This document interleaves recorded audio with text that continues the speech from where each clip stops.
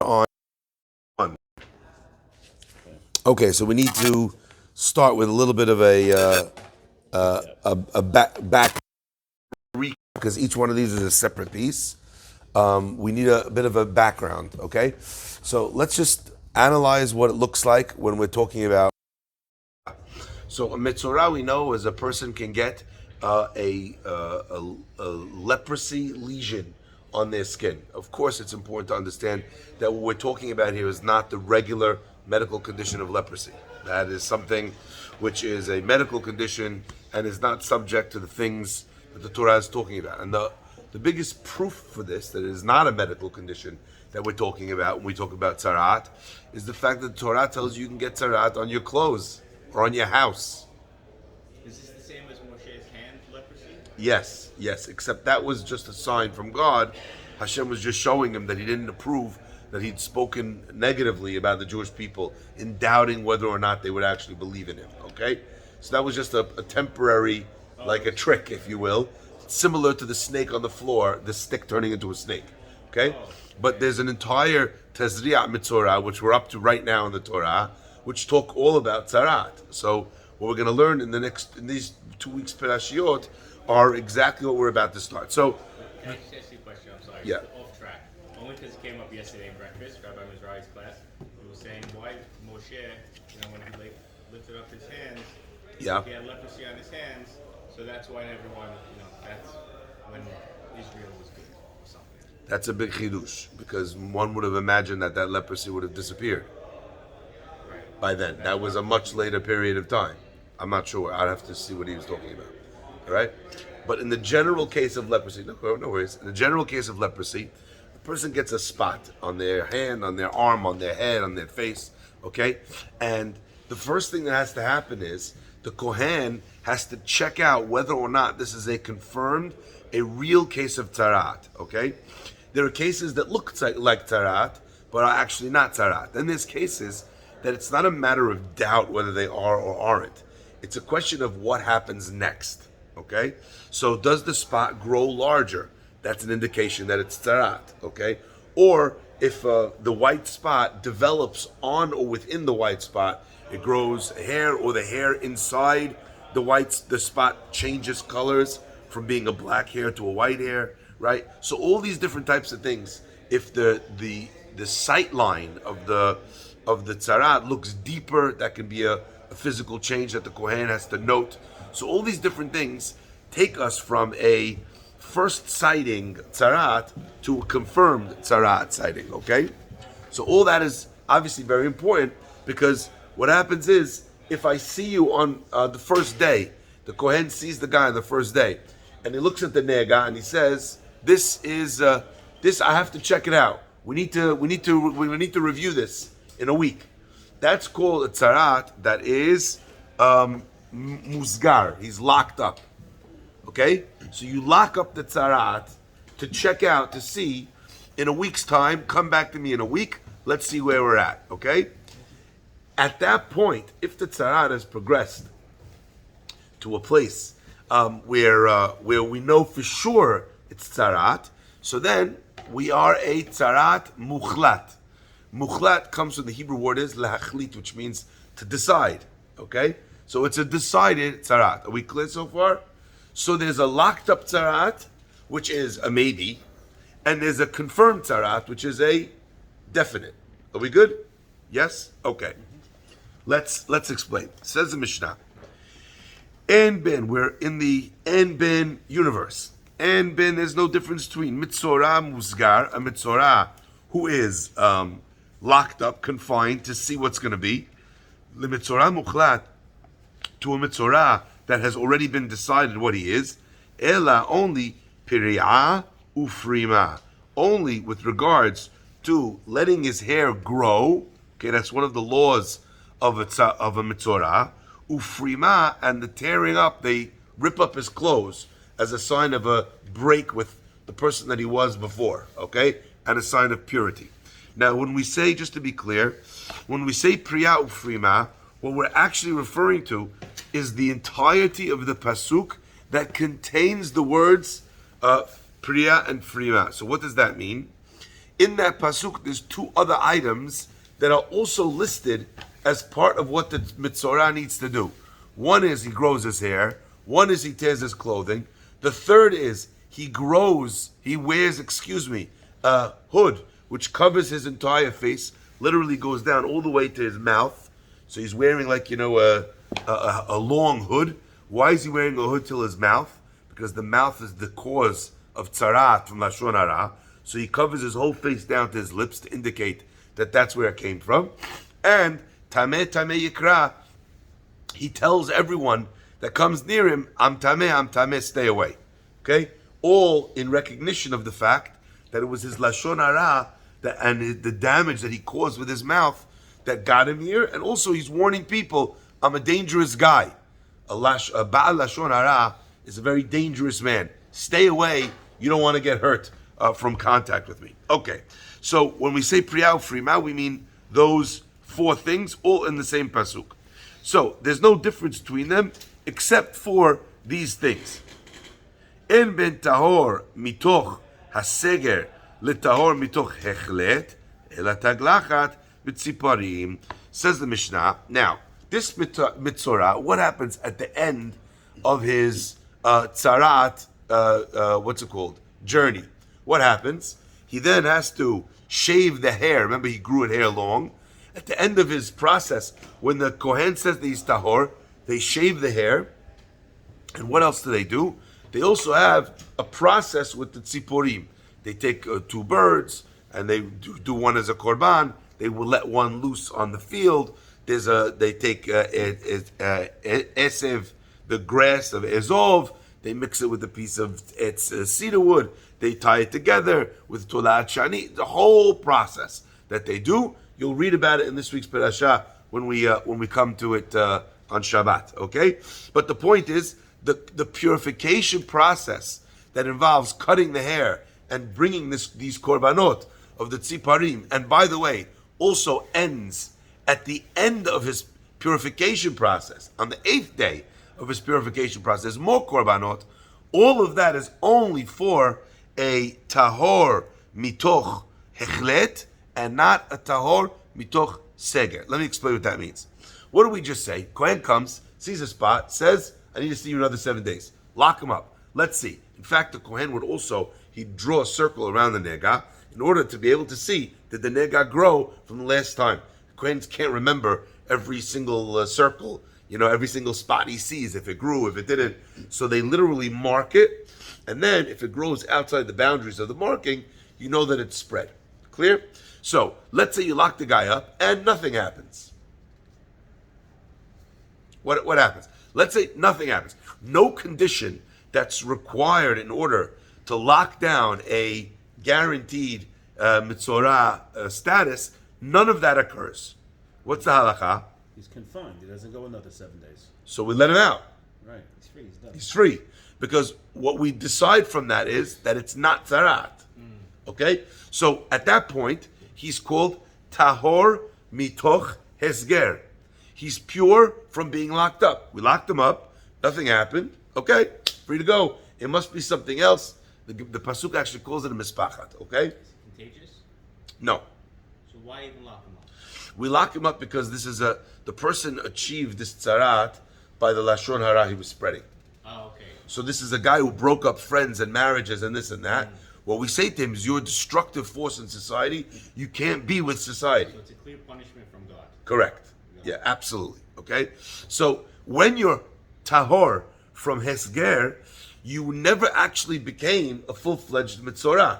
So therefore, there's no cutting of the hair and there's no korbanot. Is that clear? Okay? So the Mishnah tells us basically, this guy who is basically, let's call it what a spade, he's like a safek mitzorah. We don't know how it's going to develop. In the borderline. Right? Now, a good way of thinking this is, what if you met a guy and the guy was safek Ebola? You're going to quarantine him. You're going to quarantine him. Yeah. How are you going to treat his blood transfusions? As if he has Ebola. Yeah. Right? So much of what we're going to be learning now is that while he's in this quasi state, we don't know what he is. So we have to assume, and we have to treat him, and we have to treat what what he does, what he touches, his tum'ah, everything needs to be assumed that he is a mitzorah. So I want to ask you a Question is, what happens later? Before- Retroactive. Before Yeah. that, you just ostracized the guy, Yeah. right? You claimed that he spoke Lashon Hara. You put him out of the camp, right? It turns out 7 days later he doesn't have a mitzvah. Didn't you just, do a avon to the guy? Didn't you, embarrass the guy? Or is this only happening to someone that we know spoke some form of Lashon Hara? Why would God allow this to happen to him? The answer is because there was something that he did which wasn't full-fledged Lashon Hara. Got it. Right? But again, this was also considered to be some level of a punishment. Okay? So let's see what the Mishnah says. So one more time, let's just review the lines, because there's a lot of new information, like every en ben. Okay, en ben mitzora musgar le mitzora muchlat ela pri'a ufrima. So when this guy goes into lockdown, okay, there's no difference between him and a regular Ebola guy, regular tzaraat guy.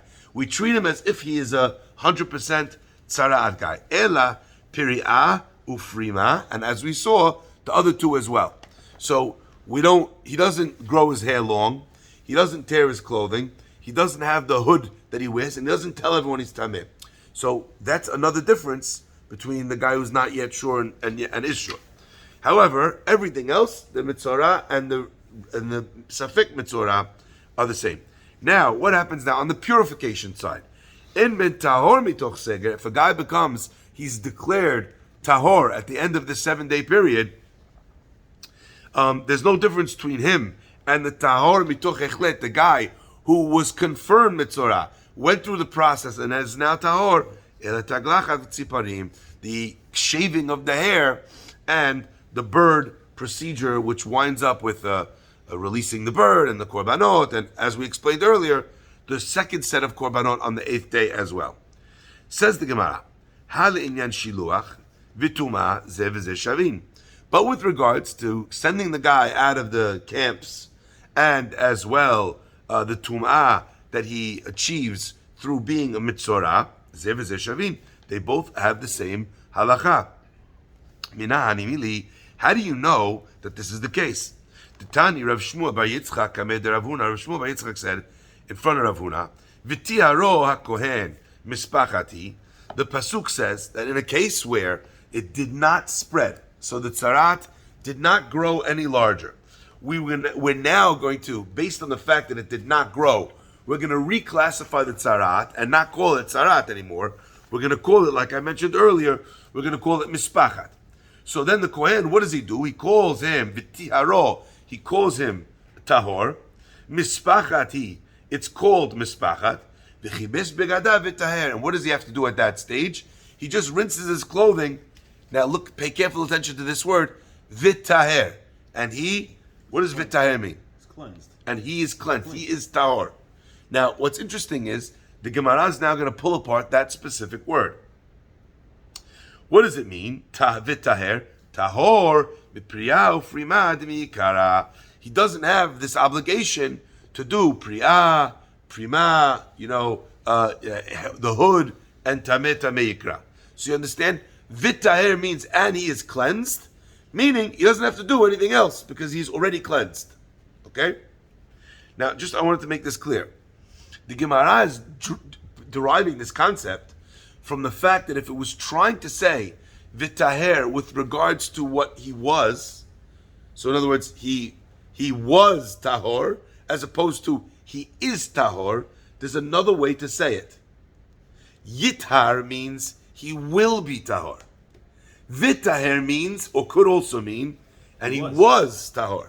So therefore, says Reb Shmuel bar Yitzchak, he's explaining that the classification and saying that the guy was tahor in the past tells us that he doesn't have, this guy who is safek mitzorah, he is tahor the whole time, he's also in there, because he was tahor the whole time, okay? So therefore, prima, ripping the clothes, shaving growing the hair, wearing the hood and tameh are all not applicable to him.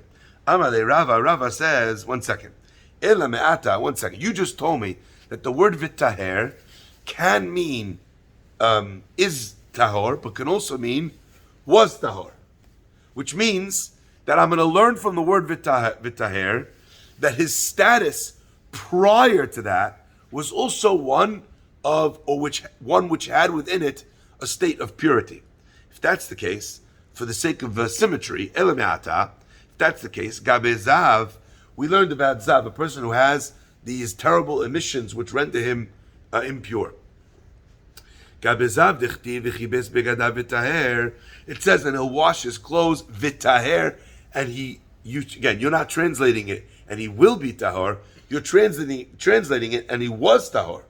So what would that retroactive or that backward-looking vitaher mean with regards to vitaher? Hata mai vitaher me'ikara ika.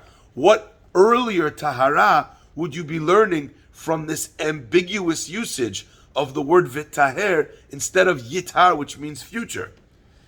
Ela tahor hashta militame kelicheres beheset. What will that mean? You're going to have to learn that the retroactive tahor will refer to tahor hashta militame kelicheres beheset. There's nothing retroactive about that tahara, because before this point he was a zav with regards to everything. Rather, what are we learning vitaher for? Not as a past-looking statement of purity, but as a forward-looking statement of purity. That if to that point the zav is in a quasi-state, he drops one of the levels of the tum'ah that he projects. Remember when we talked about zav, one of the tum'ah was mishkav, was the fact that he lies on something, or if he sits on something. So those things become tameh. But there's another very stringent level of tum'ah by a zav called heset, which means that he moves something. So let's explain what that means. It doesn't mean that he moves something like this, moves it like that. Why? Because then you don't need movement to make it tameh. He touched it. Okay? So where are we talking about movement? Movement we're talking about, a guy takes a stick and he pushes it. The guy it's on a plank of wood. He sits down on one side of the seesaw. Okay? So he moves it by some other means without actually touching it. So that's a very high level of tum'ah. So and that says the Gemara, Ela tahor, from this point on, the zav is tahor from making a kli cheres tameh beheset, with movement. Okay? Afagav dehadechazeh, even though, what is it trying to tell me? Vitaher is very interesting. Remember, the zav has 7 days. He needs to see 7 clean days. And Ray, you pointed out, similar to Nida. Okay? What happens if on day 7, he hasn't seen anything yet, he goes to the mikveh, but day 7 is not yet over, and now he sees another sighting as a zav. What's the halakha? Does he have 7 full days? No. He now gets rid of all 7 days and needs to count a new 7 days. Okay?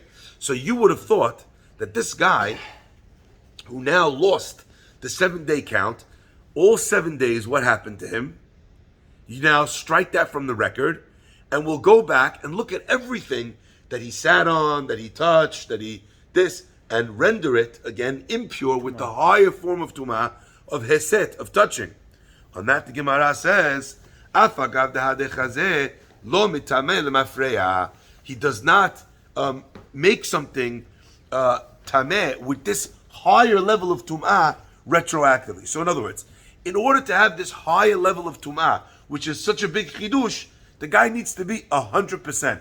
It can't be that he has accounting, we're not sure, even if it winds up later on being not fulfilled the 7 days, so the guy was never clean, still he would not be mitameh with the tum'ah of heset. Why? Because we have a pasuk that says vitaher, and he was cleansed from that point. So once he starts his 7 days, he was cleansed. Even if later on it turns out that he's tameh, and he was tameh the whole time, still he has a modicum of tahara with regards to this highest level of tumah. Okay? Ela amar Rava. So what did Rava just do? Let's just review. Rabbi, the first opinion learned this differentiation of priya, prima, the hood and the tameh. He learned it from the fact that it said vitaher, which means, and he was cleansed, meaning he was already tahor from beforehand. Says Rava, if you learn v'tahor that way, it means retroactively. In the Zav, we don't have that idea of retroactive tahara. Rather, what does v'taher mean? It means from this point on. If that's the case, so you can't use the word v'taher to teach me that the mitzorah does not have pri'ah, frima, and what the hood and tameh if he if he is only locked up but not a full-fledged mitzorah. When does the Zav go into the water, into the mikveh? On the 7th day, but he's allowed to wait. He's allowed to dip before sunset. So you're talking about the Gemara is talking about the situation where he dipped.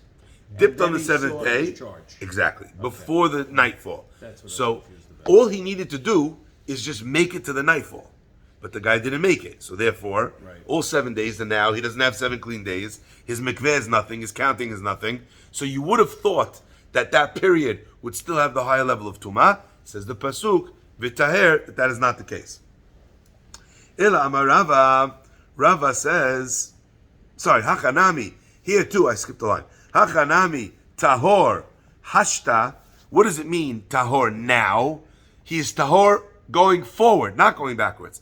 And what's that excluding? That's excluding also another chidush in tumah, which is referred to bibi'al lemafreya. Remember, the mitzorah, the halakha says, the pasuk says, that anything in a house that has tzarat is tameh. By the way, it's one of the sickest things. I always love this.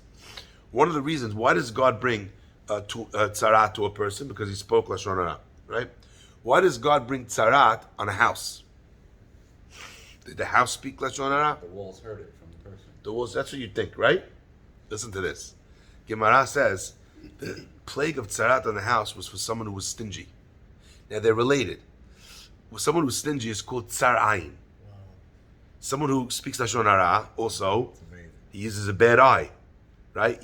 He's not generous of spirit. He doesn't see things in a positive light. Everything is negative. So what happens when the house is, they see a nega tzarat?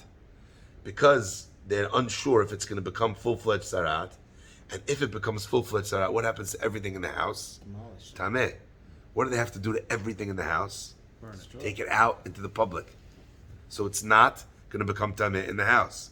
So this stingy guy that told every ani, I don't have this, I don't have that, I don't have, everything's now on the sidewalk.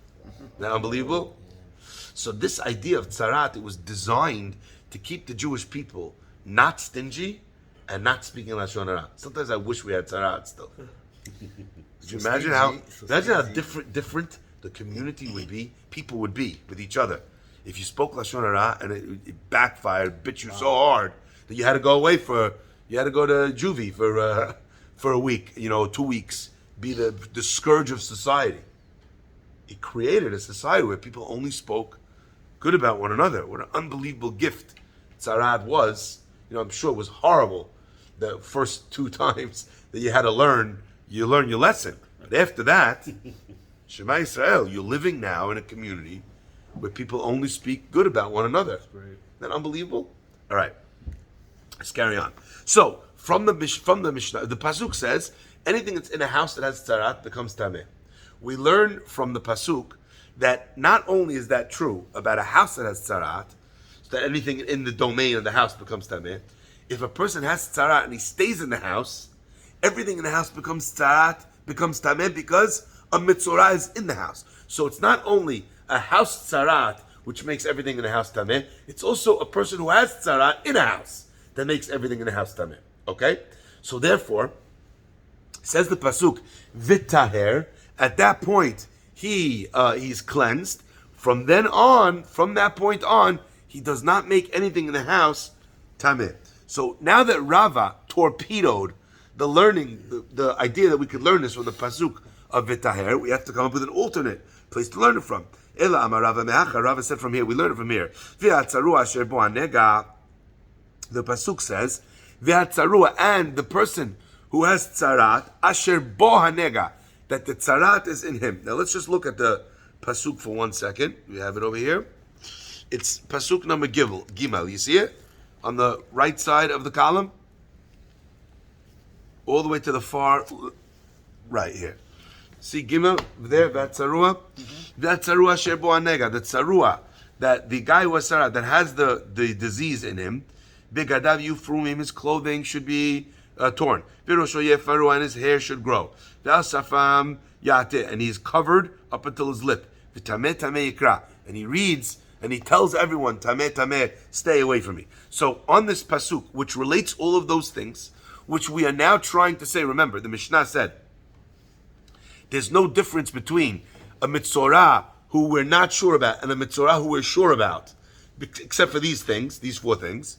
Says Rava, asher bo hanega, mishet tzara'ato tiluya begufo. Someone whose tzarat is bo, in him. What does that mean? It's dependent on him, okay? So, yatza zeh she'en tzara'ato tiluya begufo ele biyamim. The guy who gets locked up, okay? So if a guy has tzarat for sure, what's the only way for him to stop having tzarat? For the body to shrink the nega, right? So let's say I'm a confirmed tzarat case. Only way I get tahor is if it now shrinks on my hand, okay? How about if it shrinks a little bit? even if it shrinks a little bit? It's not necessarily it has to be gone. It's No, going away. it's going shrinking. Yeah, okay. So if it shrinks, then we know, okay, the guy's good to go now. The tzarat is in reversal, okay. So let's say if it shrinks, the halacha is that the guy could go back. So the tzarat being healed, what is it dependent on? On him, on his body, okay. And the pasuk says v'atzarua asher bo hanega, that the nega is in him, not just on him, but is dependent on him. Yatzazeh, that's coming to exclude the guy who's a safek mitzorah. He could get out of confinement, of lockdown, by having shrinking tzarat. But you know what else could get him out of lockdown? Absolutely nothing happening at all. Let's say he just waits 7 days and nothing happens. Doesn't get bigger, doesn't shrink, doesn't get bigger. So what saved him? Not his body, not the tzarat, time saved him. So that's not asher bo hanega. So Rava learns that a safek mitzorah, since he has a possibility of getting out through days and not through his bodily function, Tish, this guy, he's not in this pasuk. And this pasuk is the one that tells you Piri'ah, Firima, Safam Yateh, and Tameh Tameh Yikra. The Gemara says, hold up. Okay. Rava, you knocked out the guy before you. Abaya is now taking pot shots at you. Amar le Abaya. Abaya says, Ela me'ata, if every time we see the word asher bo, it doesn't mean that it's on you. It means that it's dependent on your physical self. So let's look at another verse that says the same words. Kol yemei asher hanega bo, all the days that the tzarat is in him, okay, he has to be sent out of the camp. Let's look at that pasuk. It's the next pasuk. Dalit in the side. Kol yemei asher hanega bo, all the days that the guy has this plague, yitma, he'll become tameh. Tamehu badad yeshev, he sits alone, bichutz lamachane moshavo, outside of the camp of dwelling. Okay? So we're learning now that the idea of getting sent out of the camp also has the words asher bo in it.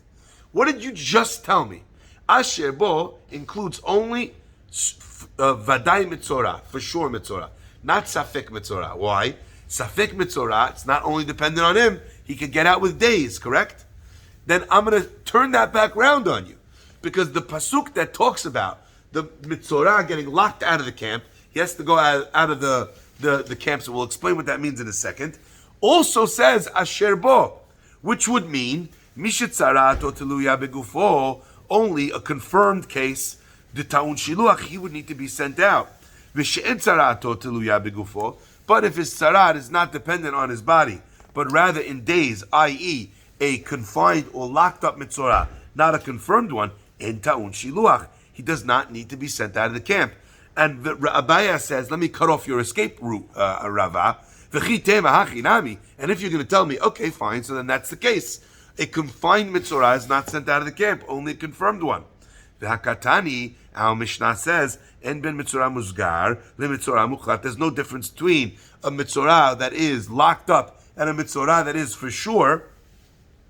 ela priya frima, right? Except for those 4 things about letting the hair grow, ripping the clothes, calling tameh, and up to the lip. Inyan shiluch, but like the Gemara was dorish right away in the first line of the Gemara.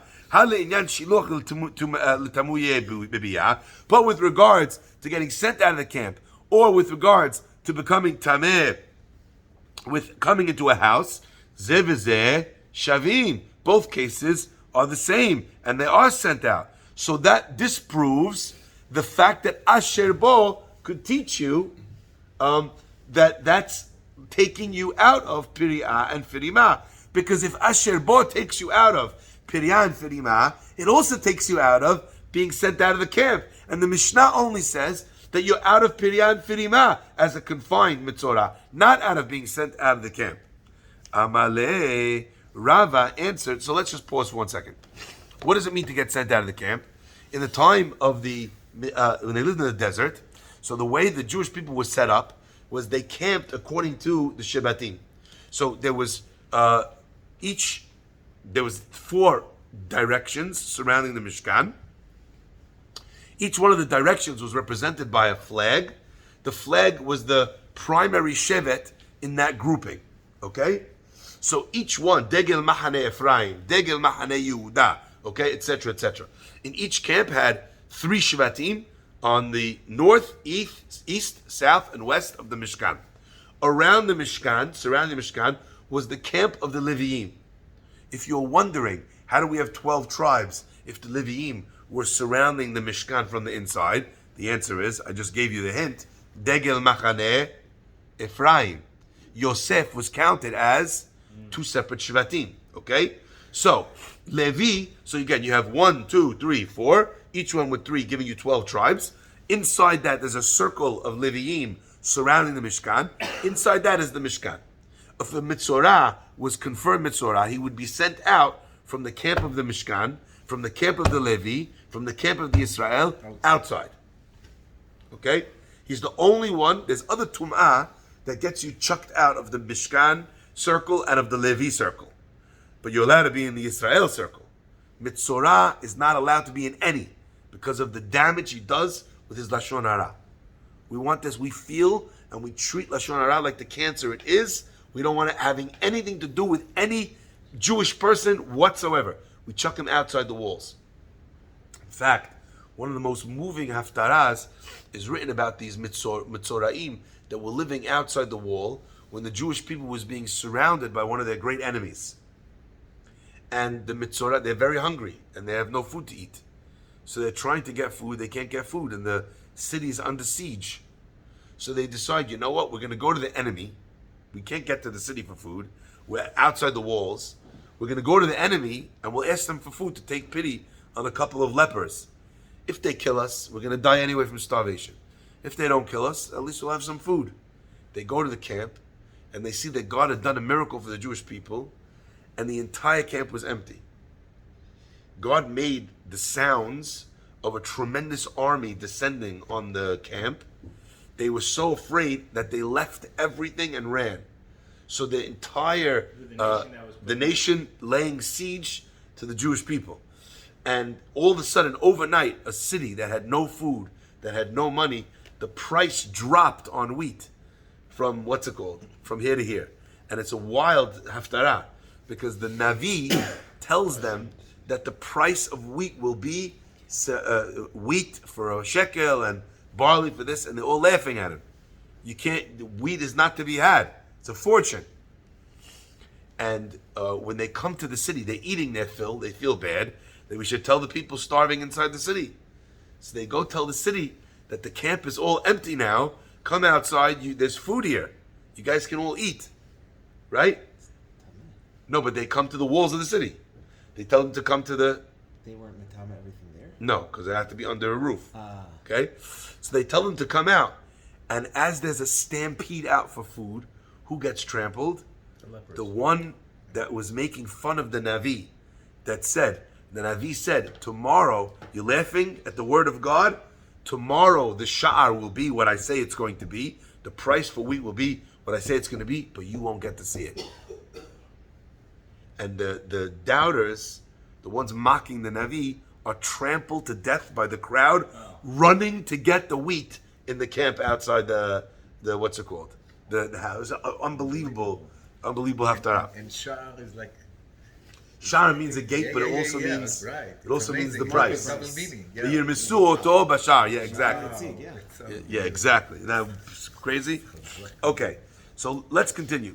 So Amale. So this is what it means to be sent out of the camps. Okay, so Amale. So Abaya just asked a great question to Rava. Right? Are we clear on the question? Rava said, Asher Bo gets you out of Priyav Frima, because it's only if it's dependent on you, not dependent on days. So that excludes a confined or a lockdown mitzorah, not a confirmed one. Abaya countered with, and he said, what do you mean? It also says the words Asher Bo when it's talking about sending the mitzorah out of the camp. And if you're going to tell me that a confined or lockdown, a safek mitzorah, is excluded from being sent out of the camp, the Mishnah itself said that there's no difference between them except for Priyah Ferima, Tameh, and the Safam. So it has to be that they're excluded. So now, what are you going to say now? Rava says, Amarava, Amale, Yemeh, Kol Yemeh. The Pasuk says, when it talks about being sent out of the camp, Kol Yemeh Asher Hanegabo. All the days. Rava says the pasuk could have just said Yemei Asher Negabo, the days that the plague is still upon him. He has to be sent out. Kol Yemei. What are we saying? Kol all is an inclusive language. Lerabot mitzorah muzgar leshiluach, to include the lockdown mitzorah that he also is sent out of the camp. Is this clear? So basically, the question you asked me, that Asher Bo should remove the lockdown mitzorah from being sent out of the camp, which we know is not true. The counter to that point is, it says Kol Yimeh, which keeps him in. Okay? Kol Yimeh is all the days. That's an inclusive language. Didn't need to say it. That includes the lockdown mitzorah. Yahachi, es Gemara, 1 second, not so easy. Yahachi, if that's the case, that when you talk about a safek mitzorah, okay, and in order to take him out of any of the halachot of a mitzorah, you need a specific line to exclude him, because that's what you just did, right? You got that? No. That's what we just did. We just said that this guy who's a safek mitzorah, my maybe Ebola patient, right? We said that you need specifically a verse to exclude him, but otherwise he's in on everything else. Right. Because he's the safek Ebola. Of course, we can't take the risk. We're gonna lock him up. So then, taglachat v'tziparim ma'ita'amalo, right? When it comes to the shaving and tzipurim and the birds, so both of those things which apply, as we said, to a sure mitzorah, but not to a maybe mitzorah, right? Both of those, dekatani en ben tahor mitoch esgel tahor mitoch echlet. The end of the Mishnah says that in the purification process, there's no difference between the two, except for taglachat, except for shaving the hair and the birds. Why would you tell me that there's no difference between them, if you just said that you need a pasuk? Anytime you want to say that a safek mitzorah has anything different than a real mitzorah, you need the word of God to tell you so. So you told me at the end of the Mishnah that taglachat, that shaving, and tziparim, the shaving and the birds, are a difference between the two. How did you know that? Because you need a pasuk to tell it to you. Before this learning from Rava, I would have just said, I don't bring the korbanot. You know why? Because I was not confirmed as a mitzorah. I don't shave my hair. You know why? Because I was not confirmed as a mitzorah. That only happens at the end of the process. If at the end of the process I find out that I was never really in the process, I would have thought it was logical. But Rava, you just forced a different perspective here, because Asher Bo took you out. Kol Yemeh put you back in, indicating that you need a pasuk anytime you're trying to exclude the guy from being the same as a regular mitzorah. If that's the way you look at a mitzorah, how did you know the end of the Mishnah that taglachat, that shaving and tziparim are excluded from the safek case? Answers the Gemara, Amar Abaye, Amar Kira. The pasuk says, V'yatza hakohen al michutz ha'machaneh. Let's look at the last pasuk on the side of the page. V'yatza hakohen al michutz ha'machaneh. The kohen will go out of the camp. V'ra'ah hakohen, and the kohen will see. V'hineh nirpa nega tzatzarat, and behold, the affliction of tzarat has become healed. Min hatzarua. So the pasuk says that the kohen goes out el michutz lamachaneh. V'hineh nirpa nega tzarat. Behold, it's been healed. Mishitzarato tiluya berefuato. Someone whose tzarat is dependent on his refuah, like we said earlier, a sure mitzorah. He is the guy. V'hineh nirpa nega tzarat, and he has all these things that we have to do. Yatzazeh, this one is not included. She'en tzarato tiluya berefuato el biyamim. So therefore, when the pasuk tells you the process of tahara happens, it also uses a terminology that specifically says that communicates that it's only one which is in his refuah. V'hineh nirpa. It became healed. It doesn't say it became decided or it became clear that that was not tzarat, which would include the other case as well. Just one last thing before we end the session for today, and that is with regards to the process of tahara. I just want to, again, it's not necessarily something that we need to engage in over here, but I do think it's part of what we need to understand when we talk about the mitzorah, the taglachat and the tziparim. One of the ideas is that they take from the blood of the tziparim and they use the eseb, the grass, and they also use the etz eres, the cedar tree, and they dip it in the blood of the remaining bird, the other bird, not the first one. Okay, one of them gets sent off free, and one of them is here. Why does he bring a korban of a bird? The pasuk says, the Gemara says, excuse me, because it's meant to remind him that he is chirping all the time like a bird. What does that mean? Chirping like it was just a word that we're co-opting here? No, the point is that when a bird chirps, a lot of times it's meaningless. It's prattle. It's just natural. We're reminding the guy that to live or die depends on his chirping. Wow. One of the birds is going to be killed. One of the birds is going to be set free. You know what will be the difference between the two? Is those two things. We take the ezov and as we said, that's part of the tziporim, the blood, and we dip it in the blood and we put on this mitzorah. What do we use as a paintbrush effectively?